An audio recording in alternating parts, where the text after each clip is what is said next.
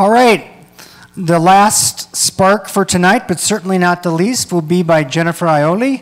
The title is How Strategy Board Games Saved My Life. She has two quotes here. First one by Francis David, "We need not think alike to love alike."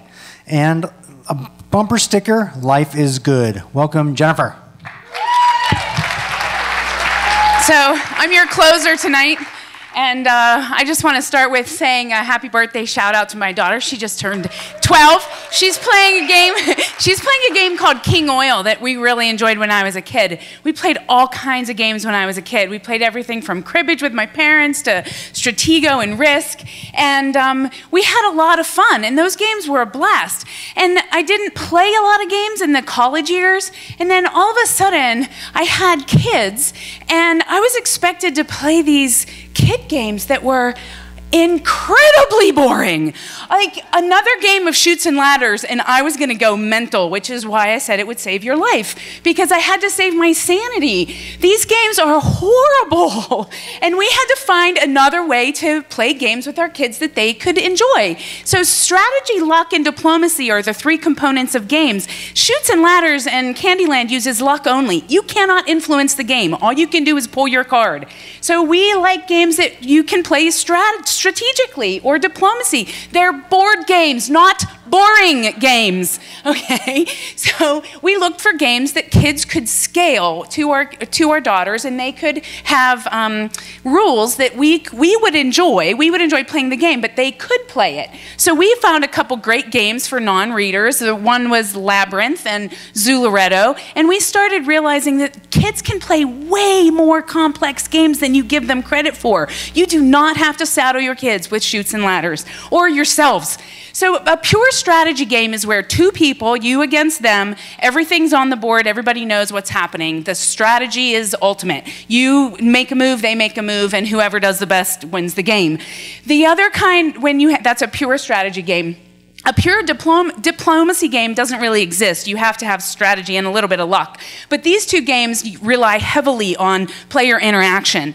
I don't actually recommend them for beginners. They take forever, okay? But there are really good games that we can play. And the things that we do together are always more fun. You get bragging rights. I won. You get to hang out together. And the other part about the sanity is you keep your mental acuity. You get a chance to really enhance that ticking brain. So we play games like imagination games where you have to think of something on the spot and you're really working to enhance that imagination. Snake Oil is a great game for parties. You will laugh. I guarantee you. It's hilarious.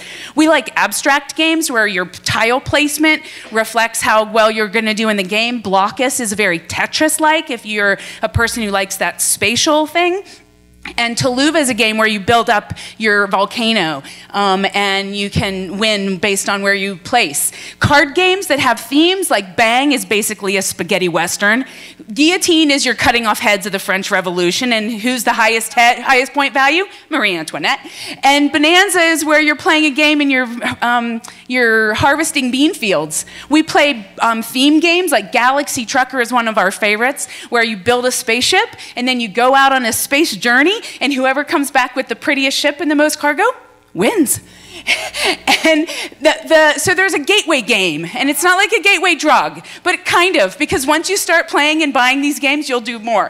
The Settlers of Catan is a great first game. It's a fantastically balanced game. It's a lot of fun to play, and it's easy to learn. My 8-year-old was able to learn this. We play other theme games that are gateway games, like Ticket to Ride, anything with a map. Hello, who's not going to learn something? I'm like, oh, Bratislava. Who knew?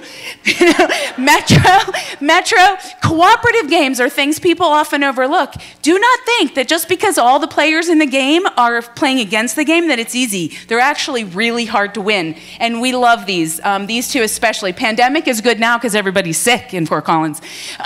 If you don't know what to buy, look for these logos. They'll tell you that the game's been vetted and they're really good, they're balanced, and they're fun to play, especially as a Spiel des Jahres is a German company. And if it has a red key with the gold thing, it's a great game, I guarantee you.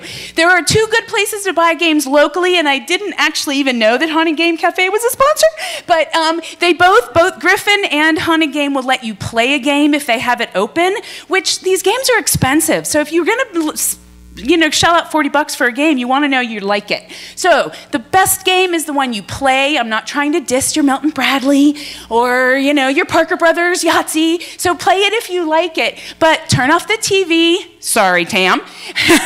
Get together, play some games, and just a couple quotes to leave you with. I hope you had a great evening. It's a blast coming up here, so find something you're passionate about and come speak it at night.